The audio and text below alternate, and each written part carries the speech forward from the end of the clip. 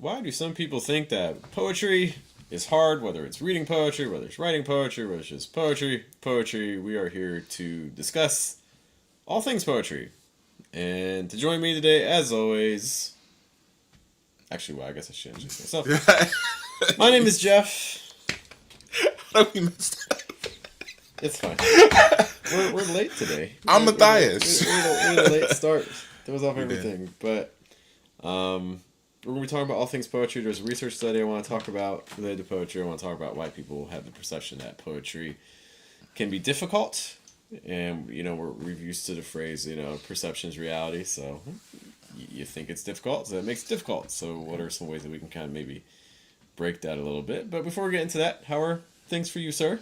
Pretty good, man. I feel like Yeah. the art stuff is going fairly well. You know, one of the things that I'm always reminded of is well, I think one of the things we have to like remind like us like artists and like ourselves included is that sometimes like it's not gonna be like news, right? Sometimes it's not gonna be like, man, this thing came through, this thing came through, this thing's excited, this thing's exciting.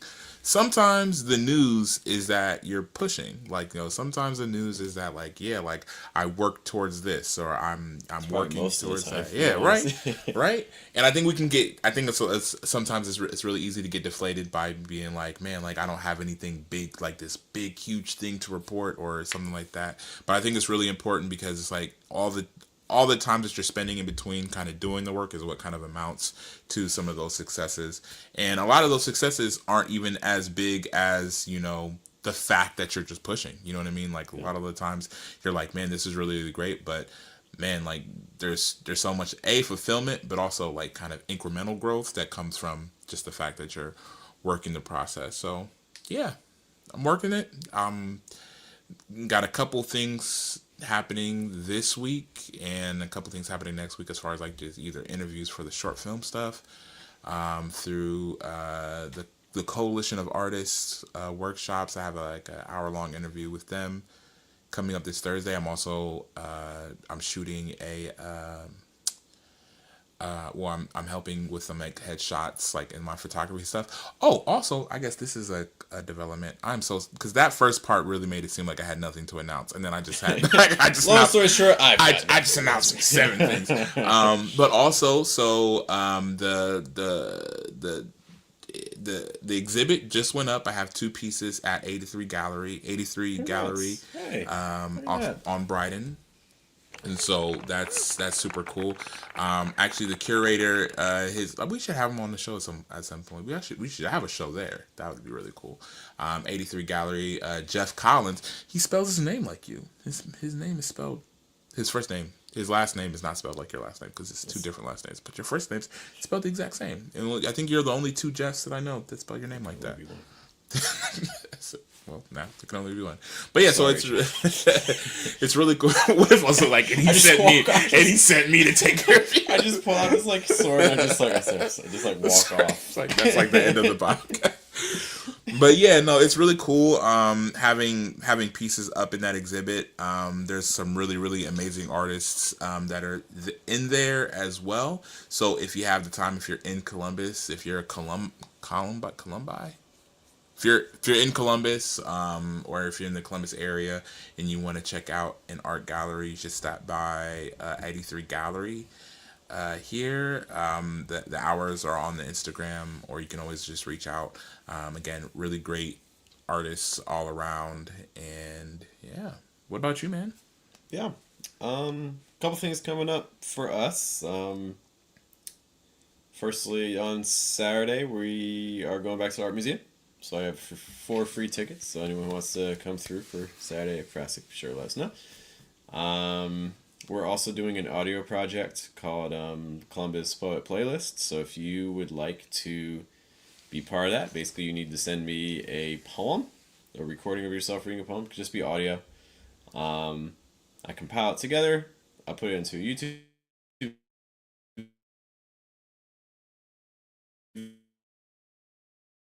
video. The YouTube video will never go around to businesses and things like that and say, hey, if you want to play this, here are local Columbus poets. It'll have background tracking. Now I will say the background tracking is going to be made by AI generated background music. So if that makes you uncomfortable, don't submit because it probably won't be a good fit. But it's something that then we can kind of show off to different businesses and things like that if they so choose to play it. So deadline for that is the 23rd. Some other things as well. Oh, we're starting a silent book club or a silent book reading thing. So if you want to come and just read a book in silence with us, I thought like the books were silent, like the books didn't say anything. No, so we're doing that at One Line in Franklinton. One Line does not notice. We haven't contacted them. We're just going to show up and crash their space because it usually is pretty chill in the evening. That'll be again the One Line in Franklinton. That's going to be on December 2nd, the Monday, right around 5:30 to 7 p.m. Are you a little out of focus? Are you? It's yeah, because I'm slightly. Should we be like at the same? Yeah, I'm gonna scoot. If I scoot. No, you were more in focus, so I should just. Wow. Yeah, it's fine. Oh. It's okay. Other things. Oh, our December event. We're coming up. So again, December 14th, we have our write up for 2025. So we got several speakers. Registration for that. Just a note. I'm closing registration on December 1st. So the event is the 14th, but I'm closing registration on the 1st. So if you want a ticket, get it by then. So that way I can get a good head count and I can prepare some things for people coming. So just a note on that. Yeah. And what? I want to kind of go back to the first thing that you mentioned. A lot of stuff is going on. I think one of the really cool things about the playlist, though, is, I think one of the things that we kind of take for granted is like while we're driving somewhere, while we're sitting around somewhere, if you're at an event, like the thing that's going on in the background is probably going to be music, right? And I think that like having a poets playlist, having like poets actually contribute to a playlist, that'll have like kind of several voices from, from wherever, kind of happening on it. It leads to, we kind of joke around about it all the time, but it's kind of important, like exposure, right? Mm-hmm. Like people, and I don't mean just exposure as far as like people being exposed to you as a poet. I think it also exposed to the thought that, that background audio, that's going to be poetry now. Like, like when you're driving, I'm like, oh, let me click on some poetry. Mm-hmm. So I think like kind of exposure to that kind of thought process or that kind of ambiance being set is really cool. So yeah, I'm super excited to kind of see not only what kind of comes from that, for the artists themselves, but then also, there's going to be, I'm sure people are going to, kind of pick up from there and be like, okay, well, how can I contribute to it? What else can I do? So that'll be really fun to see. Yeah. I'm excited about. I think one of the things, like I know, for instance, Wild used to have like the flyover library, but the problem is that like people aren't going to Wild Goose to pick up books, let alone a library book to like loan out. Whereas this is something that you can access anywhere. Yeah. So I'm excited about that. Some other things, again, we do a lot of poetry talk related also to business. So something I'm doing this weekend is last week, so we have free workshops on Thursdays, 6:30 to 7:45 p.m. That you can register for on our website, diversipoetry.com. And I'm basically taking the workshop that we did last week, which was talking about haiku, and I'm doing a virtual version, and just talking about, okay, how do you write a haiku or short form, and then also how do you perform it. And this time, so the previous workshop was free. This one's cost money. It's $40 a seat, and we already have 4 people signed up. I'll allow 2 more max, but like, again, hey, like, look, talking about trying to find ways to bring in income through poetry, so teaching a skill set that people find valuable, and then, being able to bring in, $160, $200 in an hour and a half is pretty solid. Yeah. Heck yeah. And that's like I think that's like the struggle when it comes to, I think that's like one of the struggles when it comes to, given the proposition, like as a poet, how can you, kind of create a living for yourself? Because a lot of times it's like you're thinking like just using your poems, like what can I be doing? But it's like not only just using your poems, but as somebody who is working in this field on a very consistent basis. So like maybe you don't have an MFA, or maybe you're not, really highly regarded in a lot of these different spaces, but you're working in the medium, fairly consistently, and you're kind of keeping up with the medium. And realistically, if somebody else needs to learn something, you might be the next rung. Like, you don't have to necessarily worry about being the final boss. You know what I mean? And like, I think that's another thing people kind of get caught up in. Like, if I'm not, if I'm not like Yo-Yo Ma, I can't teach somebody how to play cello. Like, no, but if you know how to play it better than the average person, then the average person can probably learn a lot from you. Yeah. And that's not to say like everybody's just at that level. It's just to say that, kind of understanding where you are and understanding like what could be your base as far as like people that can learn from you and people that can absorb that information from you can really help you kind of structure a business around it. Yeah. Yeah. You just need to be a page ahead. You for instance, we're using the cello example, like you could have a half-hour workshop just teaching like fingering positions, like for the cello, or how to tie like string the bow, or like how to, like, or you could just do like string the bow. Or you're gonna. Whoa! At some point, it has to. I mean, maybe. All right, maybe we don't. I mean, I'm not learning how to string a bow. Whatever it may be, but I imagine. I mean, there's probably people out there that probably actually want to learn. And I imagine it's something that for sure. Be good at. And that's the other thing too, is that you don't determine the value of the thing that you offer. It's the people who do it, because it's like, that bottle of water in your car suddenly becomes pretty valuable to you if you're driving through the desert and your car breaks down. You know what I mean? That's true. So it just needs to be the right situation, the right context. Yeah. So, and I think, like, for instance, for this writing workshop, it's a lot of people that are attending are people that are, or all the people that are attending are people I work with who are like language learning students who are all like super high level. But it's obviously not just for them. Like, anyone can come to it, but those are people who are finding value in it, and so those are people who, are drawn to it. So, not everyone maybe would pay like to join like a haiku writing workshop, but good. Find the people who are, and make the best offer that you can for them. Yeah, and I think there's a lot of that is also like understanding that who you're casting the net out to, and it's better to kind of cast the net out there with like your specific services and what you're looking for, as opposed to thinking that exactly who your audience is and then trying to hit like this specific person that it might miss, right? So like I think one of the really cool things in watching like even just Jeff like kind of create some of these classes and do these things is that like I'll meet brand new people that I've never even seen in the poetry scene before, and a lot of them they're kind of the entry into the poetry scene is like through Jeff's workshops. And now they're like contributing members in the poetry scene. They're like going to different shows and things like that. But it's like these are people that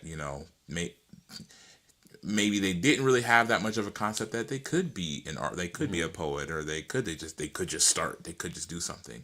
But because one of your workshops, because of things that you've talked to them about or things that you've reviewed with them, and through some of your analysis of their poems even, they've been able to get that courage and some of that know-how to kind of go into that space.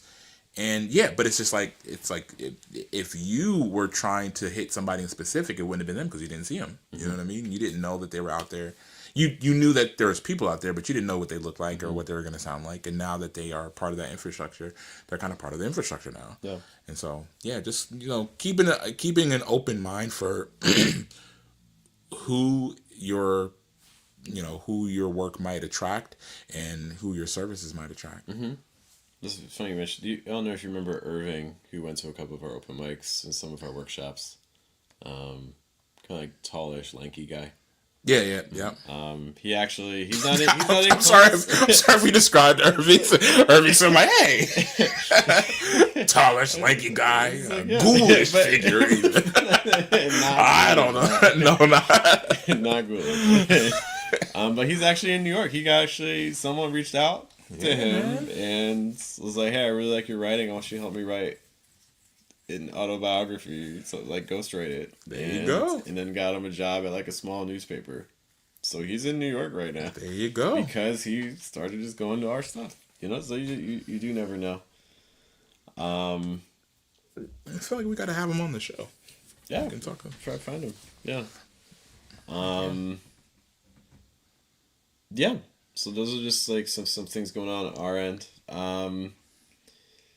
Before we get to our central topic, there is a couple orders of business. So firstly, Matthias, did you want to explain? Okay, I'll explain. What am I looking at? Okay, so here's the thing. As you guys know, holiday season is coming up. And Diversus does not directly endorse or is not being endorsed by this product whatsoever. It's just something that yet. So if you guys know, if you're out there, reach out. Because this is great pub. Okay, but I was gonna might not be. We'll find out. Hold on there for a couple minutes and we'll see. But so I was gonna actually make something for the show so we could try it on the show. But my wife, AJ Ane, she had a show that I didn't know. I really like that nickname. I know she doesn't. I gotta go home to that. But we got so she ended up having a show that I didn't know about. And so essentially we ended up going to that show. So I wasn't able to make anything. So I stopped and I was just like, I still want to try something on the show. I don't know. I'm gonna make it kind of like semi-regular, not an every week thing maybe, but like sometimes. So what are we looking at here? But okay, so what we went ahead and picked up is Little Debbie mini Christmas tree cakes. Mini Christmas tree cakes. Now you might be asking yourself, Little Debbie's already there. Why add the mini? Why add the mini? Because as far as I'm concerned, if I'm looking at this, I'm not thinking it's a regularly human-sized Christmas tree. These gotta be mini. But they don't trust the consumer. So there's that. All right. So yeah, mini Christmas tree again, festive. Also, we discussed this last week. Like this guy right here. This I don't know if it's like super. If you can see it here, look at this This guy right here. This version of Santa Claus, Coca-Cola created out of the clear blue. This guy didn't exist until Coca-Cola said he exists. You should look it up. It's really wild. But on that note, we are now opening the package. Get our ASMR on. Oh yeah. Microphones. You can hear that tear. Very satisfying. Fresh. Now you guys can kind of see. You guys can't see inside of that. But yeah, we just got like a bag full of donuts in here. Jeff, would you like to do the honors of the first? I wouldn't, but that's fine. All right, so let's take a look first. All right. I don't have autofocus on, so I'll do my my best here. But okay, so yeah, you see, it's a donut. Got some stripes here. And here's some of the detail because it kind of looks like a Christmas, like a wreath, almost like a pepper. I don't think it's peppermint though, but it's like green. Yeah, some little green specks on it. Little green specks. I'm hoping this is a design feature and not accidental. It looks intentional. But yeah. Oh, wait, hold on. And you don't have to read the nutrition facts. No. Okay. No, I just wanted to point out contains a I was reading this like in the contains a bioengineered food ingredient. That sounds really fun. When was the expiration? We always gotta check the expiration things. Oh yeah. Used by December 15th, 24. We're safe today. We're safe. McDonald's. We were an hour out. Now you guys know better. But with these guys, we're safe. You ready?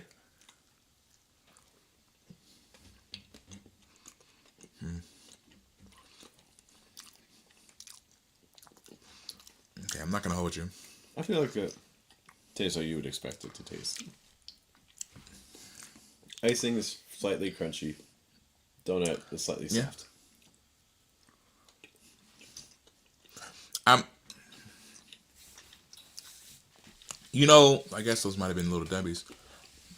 Okay, I don't know if you've ever been to like Vector Cutco. Have you ever like heard of Vector Cutco? Have we talked about this before? The knife company? Yeah. Yeah, my brother used to work. I'm gonna say that's so great. So I worked for Vector Cutco for like literally 3 days. Like most cook. Like most of them. That's your average career length for somebody that works at Vector Cutco. But the first day that I the second day that I went there, so the first day was like the interviews, and they essentially had these batches and batches and batches of interviews, and I made it through the first day. The second day, well, after the first day, they were like, tomorrow, and it made you, because people were wearing suits. If you don't really know what you're looking at, you think it's a really upstanding, really good company. To be fair, the knives aren't bad. They're not bad knives. That's like, for sure. The knives are not bad. They're legit knives. It's just these are legit how knives. they're marketing the knives. It's like I don't understand. So wild. But yeah, they're legit. I'm gonna be clear. I'm not downing the product. The knives are actually good. But I'm like the way that, again, the sales organization behind it, which is a lot of sales organizations is kind of like this. It's like but if you don't know what you're looking at, it's like you're thinking this really. But then you realize like the guy. I think the second day you kind of realize like the guy that is your instructor, like this guy is like bragging about like how expensive his life is, but his suit is like 3 sizes too large, and he has like a weird haircut. And he rode a bike to the building. There's a lot of like weird stuff. Which isn't necessarily. It doesn't. No. I want to be clear. It doesn't necessarily mean anything. I'm just saying all those things kind of put together, and him trying to tell you like he's like he said he had like a $5 million apartment, and like dude, it's a lot of stuff. Which all just to say that after the first day, they kind of tell you. They're like, and tomorrow breakfast is going to be served, and like you guys like, and so you're thinking it's really, you're thinking, oh man, this place is really sad. I wonder if Greg had the same experience, because like this place is like really, really nice. Like this is a cushy kind of living, whatever. Like and they're like, and one of the things they say is like, you could make 6 figures this year. They're not saying you will. They're not saying it's probable. They're not even saying it's anywhere near likely. But they're saying it. So you're thinking like, oh, this place is really, really nice. Also, mind you, if you really look at this space, like you'll realize they could sweep this space and be out of that space in they just moved in 3 minutes flat. Yeah. If they really needed to, they could be out of there in 3 minutes flat. But it's all just to say they're like, oh, we're gonna have breakfast. It's gonna be really nice. And then like the next morning we came in and it's just bags of that, and the little paper plates. Yeah, no, exactly. And like the little paper plates are everywhere, and there's like little napkins, and they had the little. They weren't even high C. I can't remember what kind, but they're like the little boxes of like fruit punch, and like that's what breakfast was. Like little hugs. They weren't even little hugs. They weren't. It was like they were boxes. They were just wild time. But it's all to say, like I very vividly remember that time. That is, buy this and this will remind It'll you blast of you back. All childhood memories. Oh man, the pizza parties where you got one square of pizza and sat politely in your chair. All right. I don't know how we got to just from seeing this. Next week is gonna be something a lot better. I promise you. I'm gonna figure that out. Well, it wouldn't take much. All right. I know our central topic is why is poetry hard, but before we get to that, I do want to just get to this research article talking about poetry. This came out in Nature. For those of you familiar with like Science Mags, and the title of this article, and I just kind of want to get your initial reactions to some of the things I will share with you. My initials are MJ. MJP. Yeah, we can go ahead and boo it up. It takes a minute. I had that coming. You're right. You're right for that. Anyways, all right. So AI generated poetry. To a man who read some Oh my god. a couple days ago, Oh but got my paid God. for it. So. I did get very fairly well. Can you just read this poem? You don't need to write it. I already got a friend write. Oh, who's your friend? Oh, Claude.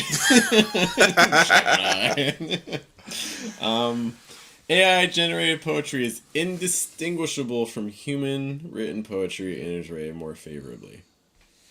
I'm going to read for you the abstract, or just highlights from the abstract, and then the discussion section. Do you read a lot of research articles or not?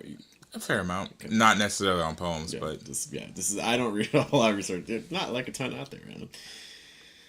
All right, this study examined whether non-expert readers could reliably differentiate between AI-generated poems and those written by well-known human poets. They did some experiments. We found that AI-generated poems were rated more favorably in qualities such as rhythm and beauty, and that this contributed to their mistaken identification as human-authored. Our findings suggest that participants employed shared yet flawed heuristics to differentiate AI from human poetry. The simplicity of AI-generated poems may be easier for non-experts to understand, leading them to prefer AI-generated poetry and misinterpret the complexity of human poems as incoherence generated by AI. So, I think there's actually a lot of lessons we can kind of take from this. Like, if we're... One of the things that we've talked about before is how... Jeff's with us, by the way. Oh, he read the study too. Yeah. It's super interesting to read. I'm not going to go into like all the methodology and things like that. So feel free to read it on your own to see if you have issues with how they did the study. I'm just going to focus on their study, what they found. But one of the things that I think is really key if poetry is going to try to, if poetry is to find wider appeal, I think a greater issue is it needs to find greater exposure. Because, for those who don't know, I started kind of like a personal Instagram page where I just kind of like every day like write down 10 thoughts that are kind of connected to each other. And one of them recently was talking about how, if you think about music, like how many songs were you exposed to today? Ads, shows, car... Even just walking down the street, like just think going into stores, like how often you're exposed to music, how often are you exposed to paintings? You might not be okay, maybe less, but maybe you have some in your, hanging on your walls. Maybe if you go into like a coffee shop or something like that, they have stuff like so. Like, what we find is that we're just so exposed to other art forms. How many times were you exposed to poems today? Well, I mean, I went to a poetry show, okay. So maybe I'm unfit. How many things were you, besides those you actively sought, how often were you exposed to poems? None. Outside none. of ones like, that I none. Like, and I think that's kind of just the hard issue is that, like, you're not a painter, but you're exposed to paintings. You're not a musician, but you're exposed to music. You're not a poet, but you're also not exposed to poems. And I think that's kind of the heart of the issue here. It just takes more exposure. Because I remember we did that experiment where we had like those two poems, where we had those two poems side by side, and I got it every time. No Dale's. I'll say one of them had a little bit of hesitation to it, but that's fine. No. Play. I don't know. At some point in the editing process, you were gonna go back to the episode. I want you to play that. Play that part. It's in the backlog somewhere. I knew it all. All right. And the other thing about this AI stuff too is that this stuff changes. So like the AI when we did those experiments, like 6 months ago, a year ago, it's different now. It is. This stuff gets better month to month. I'm just gonna pull some sections from the discussion. It's a little bit longer discussion. I'm not gonna pull everything, but just some highlights. As I just lose it, of course. One moment. That's the method. I wonder what like an open mic would be like with like one of like Elon's like robots. and they're Okay. like doing like AI poems. Are the robots real? Like I saw a video of them, and it sounded like it's just like some people on the other end, like far away, just like talking through them with like microphones. I I don't think they're know. real, man. Maybe I don't know. I just don't trust Elon, so I don't. I don't know. But He's the maybe. one who got the robots. So. So the parts of the discussion, contrary to what earlier studies reported, which again, this is me talking. I think just points to how fast this stuff advances. Yeah. People now appear unable to reliably distinguish human out of the loop AI generated poetry. So again, poems just written by AI, no human interaction, from human authored poetry written by well-known poets. Yeah, and I think that's the other thing too, is that AI poetry versus you're picking well-known poets. So well-known poets, I'm guessing, and I have to look through the study, the well-known poets are probably well-known poets in the field of poetry, which probably means people not necessarily with mass appeal, maybe. Like, I don't know if the well-known poet would be like Ruby Carr, you know? I wonder if it would be more like a Billy Collins or something. But, Okay. I could be wrong on that. I have not read the methodology part. Need to be clear. We're doing a horrible job of presenting this because we're not going into like all the, like all the potential issues. Here's this research paper that we diligently studied. That I we mean, have it's in we don't know anything about. nature. In the past, has been legit. I don't know about nowadays. In fact, the more human than human phenomenon discovered in other domains of generative AI is also present in the name of poetry. Non-expert participants are more likely to judge an AI-generated poem to be human-authored than a poem that is human-authored. Actually. These findings signal a leap forward in the power of generative AI. Poetry had previously been one of the few domains in which generative AI models had not reached the level of indistinguishability. Which is also what we found the last time we looked. So I guess it might be time to kind of revisit and kind of see what's going on. Yeah, we should. Maybe even compare poems from before. People prefer AI-generated poetry to human-authored poetry, consistently rating AI-generated poems more highly than poems of well-known poets across different qualitative factors. Authorship no longer has a significant negative effect on beliefs about authorship. People are more likely to believe that AI-generated poems are human-written because they prefer the AI poems. Yikes. Because they assume that they're more likely to be human-written than AI-generated. So then they get into like some potential ideas about why that could be. One thing they mentioned, complexity and opacity is part of a poem's appeal. Poems reward in-depth study and analysis in a way that AI-generated poetry may not be able to do. But because AI-generated poems do not have that level of complexity, they are better at unambiguously communicating an image, a mood, an emotion to non-expert readers of poetry. Okay, so poets are looking for the less things familiar that you are with like poetry and its inner workings, or how familiar you are with other poets, like the more likely you are to gravitate towards AI poetry, pretty much for that reason. Because it's not doing the complex things that human poets are doing. That's discouraging. As a result, the more easily understood AI-generated poems are on average preferred by these readers.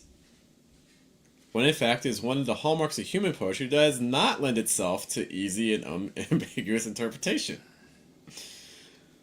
Love to see it. Yeah. In short, it appears that more human than human phenomenon poetry is caused by a misinterpretation of readers' own preferences. And I think it kind of repeats some of those ideas. But the fact that poets are writing complicated poems makes human-written poems less desirable to non-poet audiences. Yeah, and I think it's even because you're not even saying that your poem is that complex. It's just human, right? So because it's human, there's a level of complex. There's more than likely a level of complexity that the AI is not going to be able to sort through.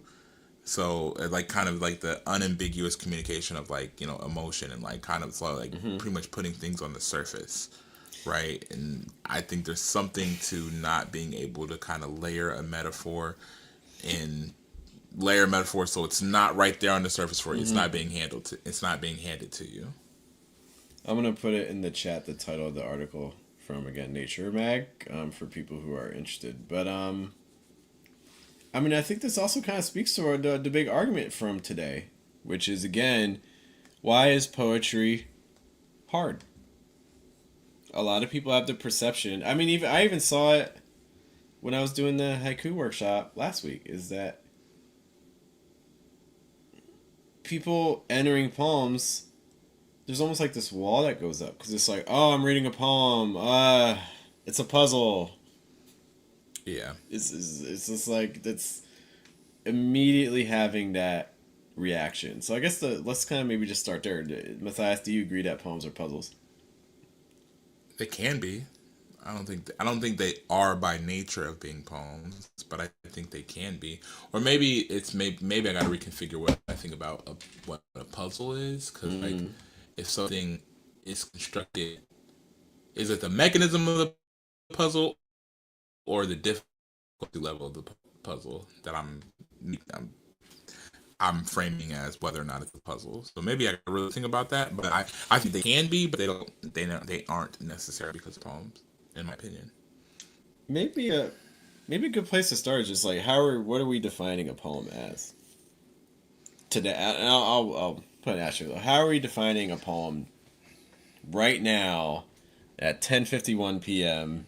on November 19th, 2024? Because I understand the definition may change, but like, how are we defining a poem right now? I don't know. You want to give like is there like a hard definition we can maybe? I would like to kind of come up with one on our own. Okay. I'm writing again the title of the research article. So I'll say how I would define it right now, and then if you're watching this, we know we have a couple people hanging out with us. Good to see you all. I would define poetry as the use of language as art to convey an experience in an emotive way. Meaning, like, trying to convey an experience and emotion. That's how I personally would define it right now. I'd probably be in line with that definition. Okay. Yeah. What's not in that definition is in a complicated, puzzling, challenging. You know, I think those are you can certainly add layers to it, and you can make things as complicated as you want. But I don't think poems inherently have to be puzzles. Like I think there's different. It's like a painting. Like you look at like a Picasso painting, and you can just look at it kind of superficially and just be like, okay, shapes, or you could be like, oh my gosh, I'm gonna look at this from like the historical lens. Okay, we're like, modernist movement, World War I, World War II era, trying to depict the chaos, of the times and things like that. I can go in on that too, but I don't have to. I can also just be like, okay, I'm just gonna look at the lines, in the shapes. Yeah, and I think there's a complexity to that kind of simplicity as well. So I disagree. Again, I'm just writing down this is nature. Yeah. Let's name the back. So in case you want to check out that research article, which is also interesting too, because I think the last time we talked about the AI stuff, we were talking about how, we have the AI music, we have the AI image generators, we have the AI video generators, which are, I don't know if you've seen any like the latest like video, like AI videos. Like it just gets better and better. Yeah. Like it's so wild. Like if you've never seen an AI video before now, and you don't know what to look for, I could totally understand where people would be like, oh, this is real. Like I've seen like made up animals and things like that that are like adhering to like the physics of the environment that they make the video in, and like it's like if you don't know what to look for, like it can really throw you off. This stuff's really good. Man. But poetry had been that one area where it's like it's still the AI poems are really easily identifiable, and so if we're entering an area where that's changing now, it's like I think that because I think there's also something to be said about when you say they're easily identifiable. Like you probably have a higher resolution for what you would consider to be like recognizable poetry. So like for your taste level, you can probably recognize it. It might have been indiscernible for a lot of people for a much longer time. You know what I mean? I guess when I say that, I'm wondering if I don't think it's a question of if, but probably when there's a poem that's going to take me a couple minutes to be like, is this a human poem or is this an AI poem? That day is soon. I don't have any personal reason to think that it's not, and I think it's probably foolish to think that it is otherwise. Like I think it's better to prepare now for that situation than to be like, oh well, this is still years away. Because even if I'm wrong about that, well, at least I'm still prepared for it. Like it gets back to like just diversity of the platform. Like I think it's really crucial now for poets to be trying to start finding that way to separate yourself, because otherwise you're gonna get lost. Like no one's gonna be able to find you. Yeah, there's a what is it, like a deluge of artificial writing and artwork and all that other stuff. It's like so many like books nowadays. Like people are like seeing the number of books that's getting published now. They're just like AI written. Like it's really wild, we're getting swamped. You're seeing it in like social media posts. You're seeing it everywhere. So like if you're just creating mediocre level stuff, you got no shot. None.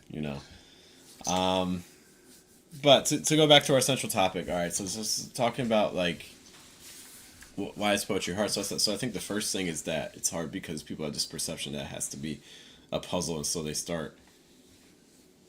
It's not even that they start. Before they even read the poem, they're almost shutting themselves off because it's like I don't want to do the work, or I assume it's going to be work. I don't feel like doing work, so I'm not going to read the poem.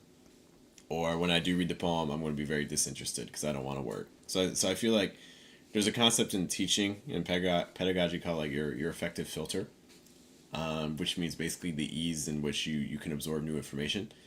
And, if you have a student who, slept well last night, had breakfast, come in, they have a teacher, they're in an environment where they feel safe, they know everyone's friends with them, the teacher understands how to interact with them in a positive way, that lowers the affective filter and makes learning easier for that student. But if you have a student like who had a stressful interaction with a parent before coming to school, they didn't eat, they don't like their classmates, they don't like the subject, they have tension with their teacher and things like that raise the affective filter and makes learning a lot more difficult. So I think one thing that happens is, this gets to the perception thing. I think one of the reasons why people think poetry is hard is because the affective filter for entering a poem is so high that before we even start the poem, we've already lost in a lot of ways. Yeah, I get that. I think there's also something to be said for, I think you have an assumption of a poem before you even before you get into the poem. And I think that the barrier with the assumption that you have for the poem, sometimes it's off from what the poem is actually doing or what's happening with the poem. And I think that if if you assume something to be like more complicated or complex, then it's almost like how procrastination works, right? Like the way procrastination works is that you have a task that you view to be huge. You view to be this huge task, but you never get into it. You never really push yourself in it. But then you do the task and you're like, oh, that was easy. Oh, that took 10 minutes. And if I would have just taken that 10 minutes 3 weeks ago, I would be in a much better situation right now. Or I would there'd be less barriers to what I'm trying to do. So yeah, it's in a lot of ways like procrastination. If you actually just, I think, in my opinion, if you kind of go into it with, I'm the speaker is speaking to me here. You know what I mean? Even if the speaker's not speaking to me directly, Right, the speaker is speaking to whoever I am right now that can ingest this poem. So as long as I can read it, then this is who I am. I am the person I'm supposed to be in order to understand it. I don't have to try to change myself or to change who I am in order to engage with the work. Just based on what you're saying, I'm trying to find the name of it. There was the student, and I mentioned this story before. I can't find the name. But just kind of going back to the idea of perception, what it enables you to do or not do if I perceive something to be hard. There's that example of, this was like early 1900s. There was a student at, I believe it was UC Berkeley, I'm for sure I forget the name. And he was late for a test. And it was for a math class. And he gets there and he starts working on the problems. The tests had already been explained, like the instructions and things like that. And he finishes the tests with just a couple minutes left, and he gives it to the professor, and he's like, man, this test was really hard. But then he goes home. But then that night, his professor reaches out to him and says, hey, like, you weren't supposed to do the third problem.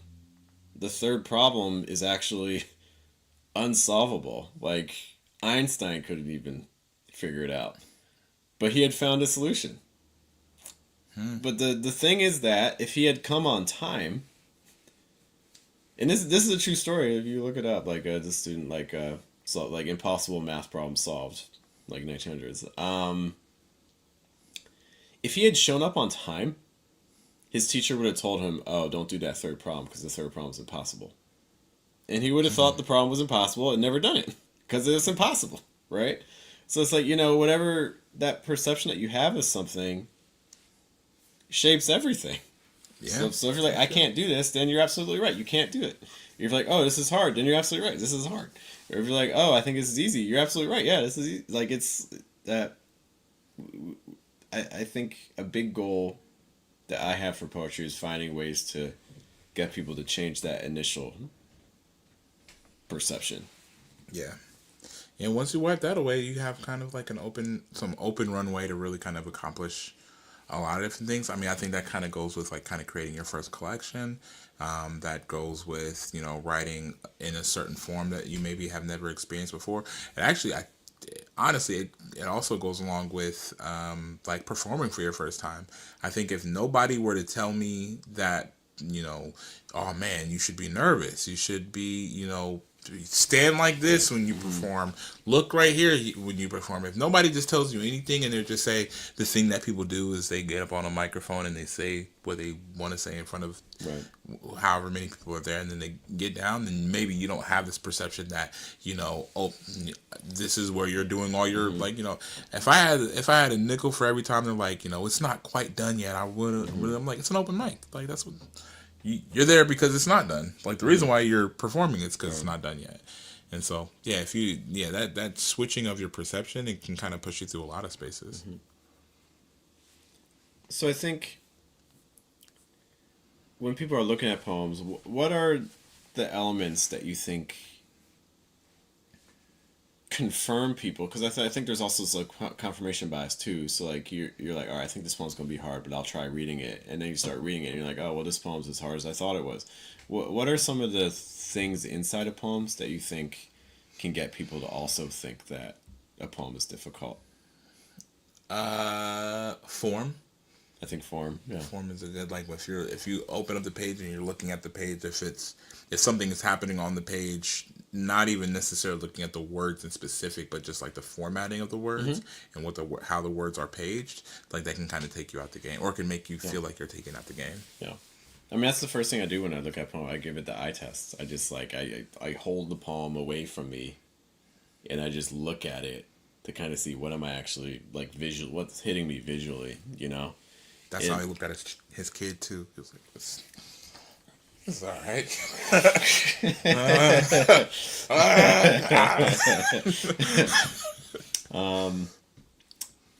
And I think that works in me. Like, I think that can be an issue with nowadays with like free verse poems, especially like the real experimental stuff. You see Yeah. line here, line here, line here, like weird dashes and things like that. It's like, oh my gosh, what's happening? But the same thing with like old poems too, like poems like romantic poems from like 1800s, turn to century.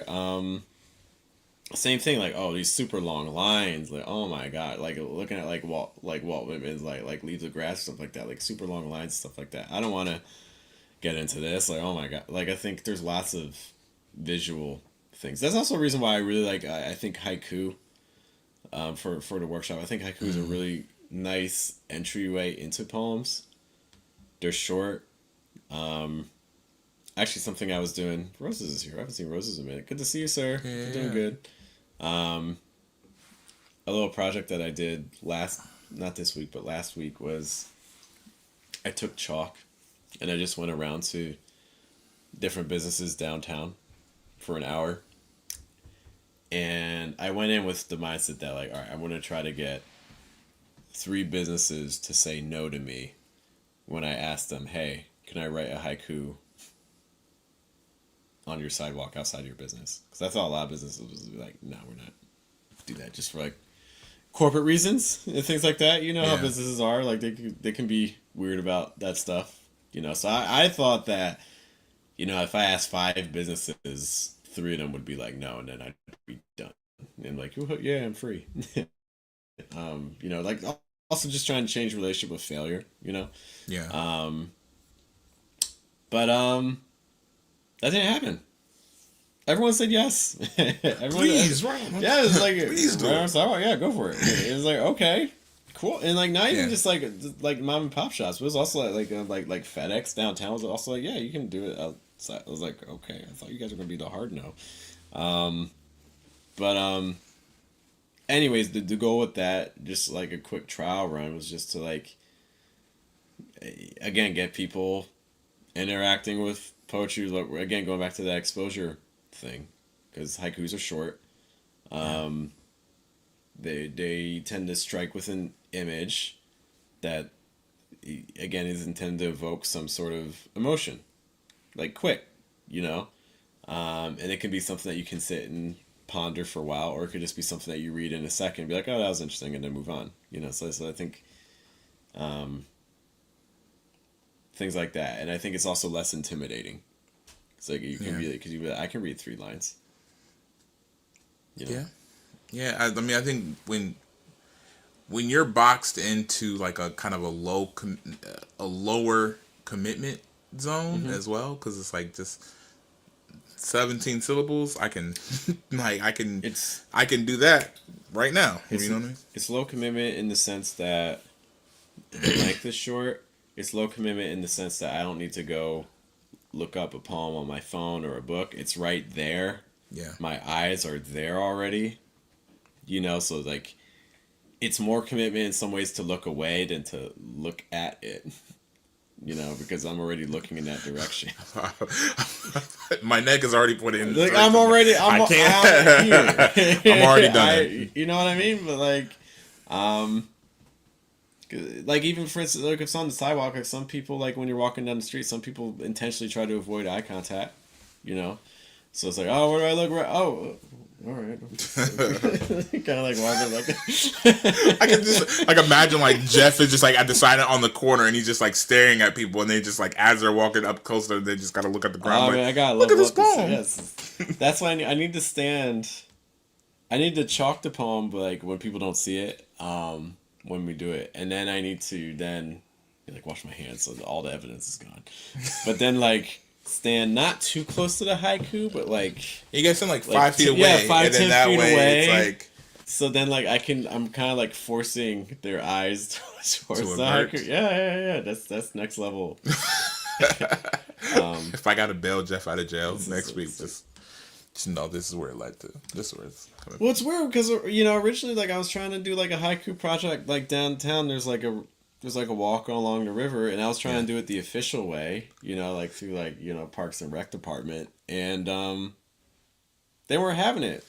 They were like, Yeah. you're gonna block traffic. I'm like, the path is this was so wide. The part I was like, and then they were like, you're gonna block traffic. We're worried about the environmental impact from the chalk. I'm like, I can space. It's words. It's not like a picture. It's literal words. I can space them out as far as you want. Like if you want like 20 feet distance between haiku, I can like. There were just so many issues. I was like, I can't. I'll say this: I can see on a liability end the reason why they might allow it, but they probably wouldn't permit it. You know what I mean? Like they might not interrupt you for doing it, but if they say yes, we'll like go like we want you to do it, or like we're co-signing like kind of this thing. If something does happen, then they could be liable because they're like. So I can understand Parks and Rec department. I can understand you guys. Maybe I get it. Be cool though, but I also right? don't get it. I get it, but I don't. Like I understand.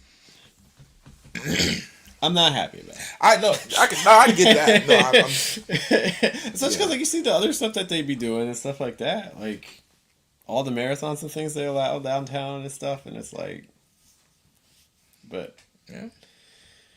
A whole other argument. Okay, so but anyways, so I think that visually, I think that's one of the reasons people find poetry to be hard, just from the onset. Form, I think, is one thing that can make things difficult. I think a perception that poems have got to be puzzles, which again I don't agree with. I think that can be an element of them, but I don't think it's an inherent quality of poems. Like I think that. Just the idea that, like, you know, like looking at a piece of art and just being like, oh, I like this or I don't like that, that reaction is enough. Like, you don't have to have an agenda with a piece of art. Yeah. It can just be whatever kind of washes over you in that moment, or even if nothing washes over you in that moment. Those are all valid. Yeah. In that moment. I think people kind of... Okay, what is that? Is it the chef? Or the cook. Steph Curry's nickname? No. There's this movie, I think it's called The Chef. And like essentially, okay, it's a kind of complex, but essentially this chef, he's like this really, really highly regarded chef, and he invites like these very selected people to this restaurant, and I don't want to give it away because it's a spoiler. It does not have Jennifer Lawrence in it. I'm thinking a different one because it sounds similar to the movie she was on cooking. But yeah, so essentially it's kind of a lot of crazy stuff kind of happens in the movie. It's and I think it's a pretty good movie. But it would also just say that like there's a character, one of the main characters in the movie, he is kind of one of those like food connoisseurs. Like he's like, man, like this is where this was made. This is where this was made. Like, oh man, I'm yeah, the Thriller, yep. And he's like one of those kind of people that's always trying to show off how much he knows about like how much of a savant he is when it comes to that kind of thing.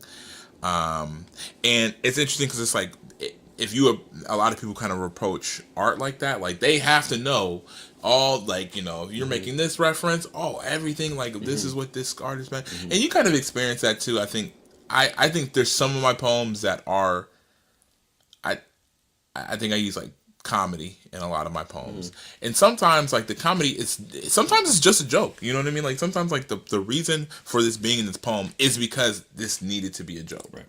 And I think because it needs to be a joke, I think a lot of people, because I have poems that aren't jokes at all, right? And so people take a lesson out of those poems and they apply it to here, where they're like, you actually mean this, you actually are thinking this. And I'm like, it kind of takes away from being able to be like, it is a joke. The menu, yes, that's what it's called. But yeah, really good movie. But I think it's like, again, it's a really good example of like how sometimes because it's like, it doesn't have to be a puzzle, but like we want it to be a puzzle. We want it to be very, very complex. And so some people kind of go into it with like, it has to be so much more complex than anybody else can understand. That way they can be an expert on it. But it's like, sometimes it's not. Sometimes it is, but sometimes it's not. Right. And I think, I mean, that's the nice thing about art, is you can go in as you want. If you want to stay at the superficial levels, you can stay at the superficial level and still get some from it. If you want to go deeper and find things, and that's where you can start even projecting elements of yourself onto the poet, onto the artist and things like that. And the poet's like, what? That's not even there. But I mean, once work is out there, I mean, who's to say what is there? I mean, that's a whole other discussion. And there's like Yeah. there's a cultural kind of gap. There's a cultural like connotation to that as well, because it's like we went to for this writing retreat. We went to Prague, and people like there was like people having conversations about the what was the album? Was it Damn? Yeah, Kendrick Lamar's album, Damn. And it was so interesting because the interesting thing, or I think was it Damn or was the one before? Oh no, it was To Pimp a Butterfly. They were having conversations about To Pimp a Butterfly, but it's like there's for them there for a lot of them, there's such a wild cultural gap between who Kendrick Lamar is and the music that he produces. You know what I mean? And so a lot of times like they're thinking and they're processing his music, and to me and to you it might be like a very surface level, like they don't, because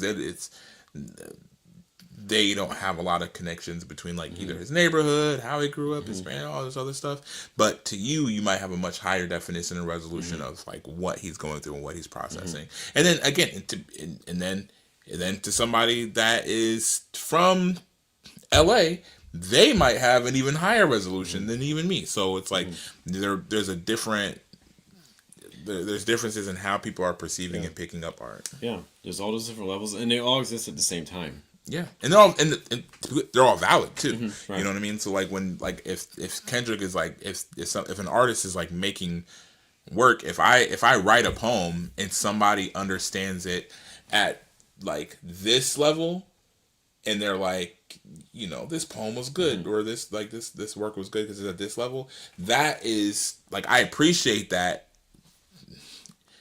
Maybe like in they're kind of the relative same terms as somebody who appreciates it even on a deeper level, where they're like, oh, I get this, and the third. I still benefit from that person understanding it, and from that person having a feeling about it too. Which I think, like, ultimately, when we have this idea that poetry is hard, I think, unsurprisingly, I think that it comes down to fear. I think there's fear of judgment. I think there's the fear of the judgment of, I'm going to read this and I'm not going to get it, and other people are going to know I'm not going to get it, and it's going to, I think there's that fear of judgment. I think there's also a fear of status to a degree. There's like, if I don't understand the poem, people are going to have a lower perception of me than if I just don't read the poem at all. You know? There's also that fear of judgment of, if I read the poem and I like it, but other people don't read poems, again, there's also a status element of that too, because we have stories about how we perceive ourselves, and if I perceive myself as someone that doesn't do something, and then I do the thing, well, then we get into like all kinds of like cognitive kind of dissonance and things like that, you know. And I think there's also the fear of, you know, maybe more for like even just writing poems, like, what if I write something and I'm misunderstood? You know? Or what if I write something and I convey something I don't want to convey? Or like, I'm afraid to go as honest as I can. And like, I think there's just a lot of fears that come out. Yeah, and there's a level of vulnerability when it comes to, I think, not being good at an highly accessible art form. I'm not saying the art is accessible. I'm saying an art form that's accessible. And it's kind of the same way that, like, if I'm not good at hockey, it's like, who cares? Because, like, well, not even, I want to say, if you're a hockey player or watching or something like that, I'm not saying that. But I'm saying that, like, I never had access to, like, you know, playing hockey. So I'm like, I'm not super competitive at hockey. But, like, everybody where I'm from was playing basketball. So it's like, you know, you can see me. I'm like, oh, yeah, let's get out there and we can ball. And I think that's a lot of the same thing when it comes to, like, poems. Is like, you know, if you're in a space where you're exposed to being able to read and to write and to listen to poems, like, now you have this, like, okay, now there is a level to people that kind of understand and comprehend and elocute this form and execute the form. So now there's like a barometer for, you know, if I get into it, I'm immediately at the bottom. You know what I mean? If like in the same way that, you know, if somebody never picked up a basketball a day in their life, and then when they turn 15 years old, they're like, let me start. Like, you're gonna start at the bottom. You're gonna be the worst player to play at one point, and you have to like kind of grow in your skill set. And I think a lot of people are really afraid of, you know, not being good immediately. You actually kind of see that when it comes to like, you know, people wanting to get on the open mic. You know what I mean? Like, I think there's people that are like, yeah, I've never performed before, and they think the solution to performing well is by waiting until they have this thing perfected. And I'm like, that's probably not it though. Like the solution to doing well is just to jump in, and then you'll do well probably a year from now. Like, if you just keep pushing yourself, like you'll do well like probably a year from now. You do need to kind of build the plane as you fly it, which is the scary. But that which is actually not how you should do a real plane. Don't try what I tried. A lot of good people lost. I think again that goes back to if we're trying to combat against this, I think it speaks to again the need for exposure. You know, like we need, like at the Chinese restaurant when you get a fortune cookie, the fortune cookie has a poem inside instead of like a random quote. It needs to be that like at the bottom of receipts, you know, when they give you a receipt at a store, there's a poem on it. Voicemails, like, you know, starting with a poem, ending with a poem, like just on the wall, like just like word art and things like the more we increase the exposure to it, you know, especially like so almost like subconsciously, you know, because we have to keep the barrier down. Like, I need you to read 5 poems without even realizing that you just read 5 poems. You know, I get that. Yeah, it has to be kind of like you have to be so saturated in poems in your everyday life that you can kind of absorb them in the same way that you absorb, you know, paintings, or you absorb like music or something like that. Yeah. Anyways, any final thoughts on the idea? Why push hard? Or anything things we talked about? Only that, you know, I think the more that you are exposed to something, man, there was like I was watching like this podcast, and like this like therapist was like, you know, there's a lot of people, like when it comes to like safe spaces and things like that they think like the right thing to do is like to lessen your exposure to things that you're offended by or frustrate you. Like, that's how you should do it. And it was like, no, like, actually, oh, you know what? As another example, Ajane had gotten sick. She had she had been around one of my nieces, and they had like bronchitis or something like that. I don't know. But she had gotten sick. So I locked her in a room. Pretty much. With my niece. Only one of you gets out alive. But yeah, no, so she had gotten sick, and I was like, okay, we're gonna throw everything at it, because like typically what happens is that somebody else will get Ajane sick. I don't get sick by anybody else but Ajane. Like, the only person that ever gets me sick is Ajane. And so, like, if I'm around anybody else or my nieces or anybody, my immune system is like, nah, I'm good. But Ajane gets sick, it's gonna get to me. So I'm always like, yo, like, okay, we're gonna throw everything at her. We're gonna throw antibacterial, all this other stuff. And like I gave her like this, like the soap, the antibacterial soap. But and also what you should understand is that, like, when I never order like one thing. If I order something, I order like 10 of them. One box of Raisin Brands. It has to be. Flavor. Dude, actually, I'm not gonna get into it. I was about to. You have a problem. There's some cutting edge technology in the Raisin Bran field that I wanted to tell Jeff about, but I'll talk about it later. But yeah, so I bought these soaps that they're like the antibacterial soap. And the thing is like, in my head, there's just like a level to soaps. So I'm like, this soap is just the best soap, so you should always be using this soap. And then I was like, I watched this this like health expert on like YouTube, and they were talking about like you probably shouldn't use that soap all the time. But the reason why you shouldn't use that soap all the time because it actually is too strong. You know what I mean?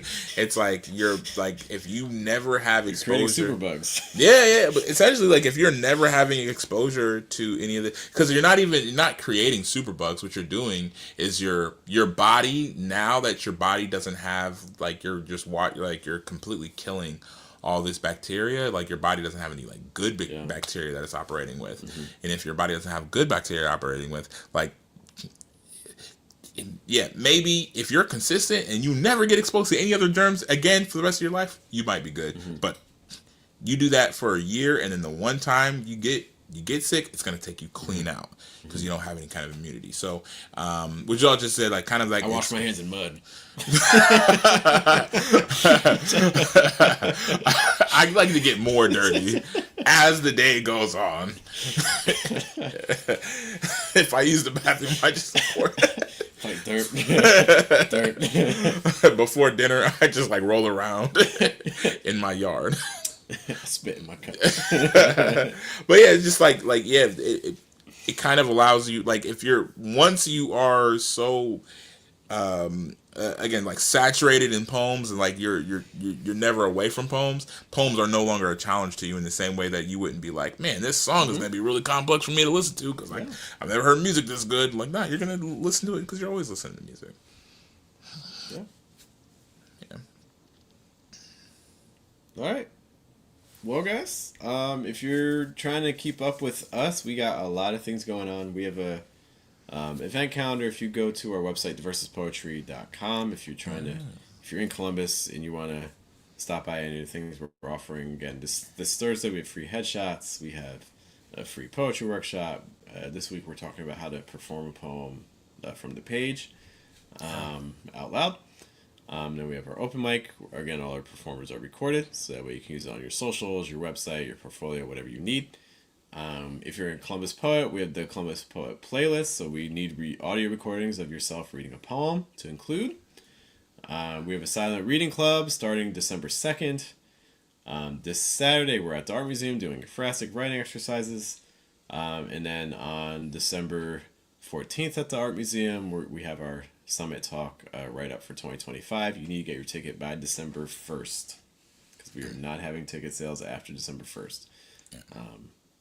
Also, I forgot to mention. Oh yeah, well, we didn't talk about it during the show, but so I'm gonna be for Button Poetry had a Button Poetry video contest, right? And I submitted a lot of poems, like myself and like a lot of other people's poems. None of them got in. That's okay. None of them got in. I'm not even pressed about it. To be fair, it seemed like the video quality jumped up a lot. It did from last year. It did. They did a good good for job. Button. Shout out to Button for that. But which means that now I just have the poems. So I'm actually going to be dropping one of them. I'm going to be dropping the Denzel poem this Thursday.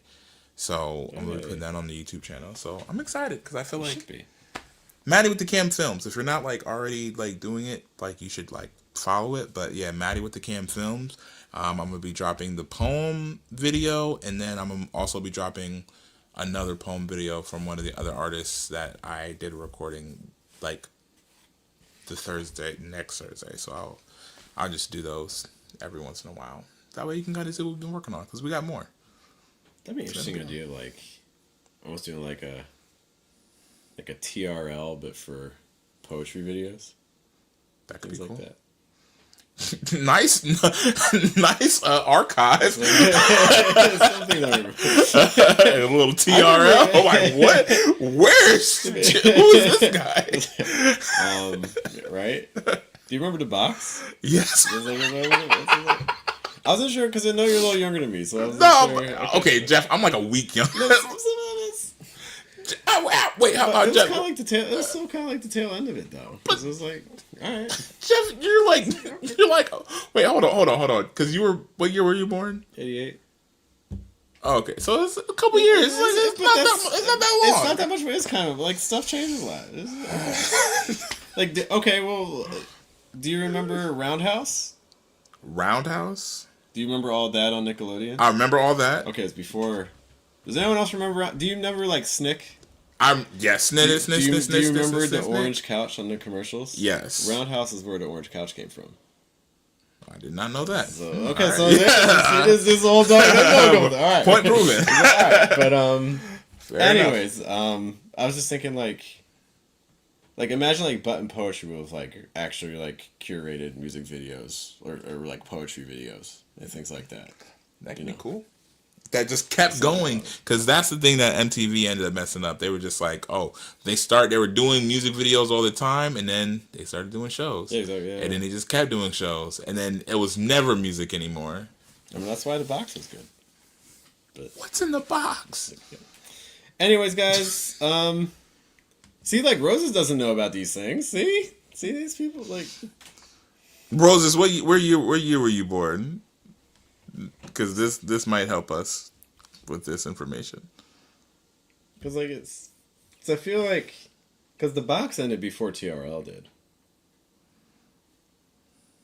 I don't know what year like the box really like stopped, but it didn't last as long.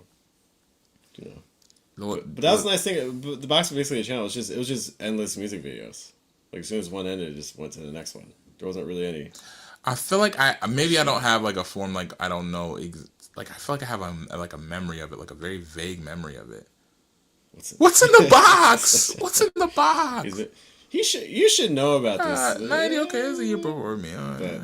But, anyways, I forget what channel stuff was on. Anyways, poetry videos, but like not just like poet black background microphone, like no, like actual stuff. Yeah, actually produced out stuff. That'd be good. All right. Anyways, guys, thanks for hanging with us. We'll be back next Tuesday as well for our next episode of Diversus Live. Once more, my name is Jeff. I'm Matthias. We'll see you guys later. Roses, thanks for hanging out with us. Jeff, if you're Thanks, still Roses. here, thanks for hanging out with us. And whoever you are, thanks for hanging out with us. We'll catch you guys next time. Have a good day. Have a good night. Have a good afternoon. Take care, guys.